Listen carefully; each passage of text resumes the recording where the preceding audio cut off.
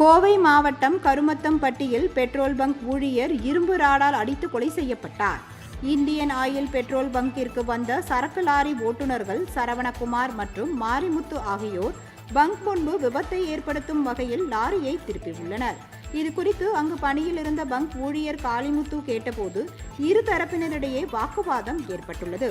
அப்பொழுது அங்கிருந்து சென்ற லாரி ஓட்டுநர்கள் பின்னர் இரவு 12 மணி அளவில் மதுபோதையில் மீண்டும் பெட்ரோல் பங்கிற்கு வந்து தூங்கிக் கொண்டிருந்த காளிமுத்துவை இரும்பு ராடால் அடித்து கொலை செய்துள்ளனர். இதை அறிந்த போலீசார் கட்டுப்பகுதியில் பதுங்கியிருந்த சரவணகுமார் மற்றும் மாரிமுத்து ஆகியோரை கைது செய்து முயன்றபோது தப்பி ஓடியதில் கீழே விழுந்து கால் முறிவு ஏற்பட்டது.